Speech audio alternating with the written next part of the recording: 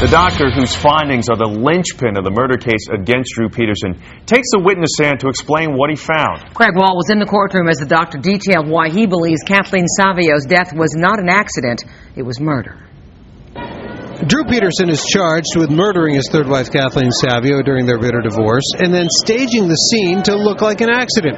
The defense theory is that Savio slipped and fell in her tub, hit her head, and then drowned. Dr. Larry Bloom, who performed the second autopsy on Savio's body, strongly disagreed, saying the ugly facts of the injuries destroy that beautiful theory.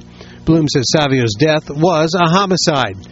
He testified about photos from the scene on computer monitors pointed away from the courtroom gallery and about injuries to Savio's body that he said were fresh. He said the injuries were not consistent with a fall and that Savio had no drugs or alcohol in her system.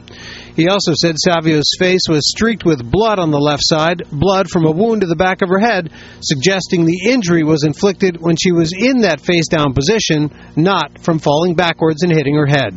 You still believe there's evidence here that she slipped and fell in the tub and died accidentally? I believe that there's overwhelming evidence of that. Bloom also said Savio could have been rendered unconscious by a chokehold that cuts off blood to the brain but leaves no injuries to the neck. That builds on earlier testimony from a police training officer who said he taught Peterson a similar neck hold that could knock someone out and even kill them.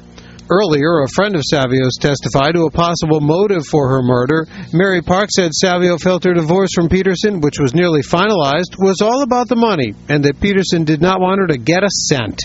Park said Savio told her that he wanted the money, he wanted the kids, he wanted the businesses, he wanted it all. More than 50 of the scheduled 60 witnesses have now testified, and prosecutors hope to wrap up their case by next Wednesday. In Joliet, Craig Wall, Fox Chicago News. And the hearing is to determine what evidence might be presented at Peterson's murder trial. His attorneys are not saying at this point whether they intend to call any witnesses.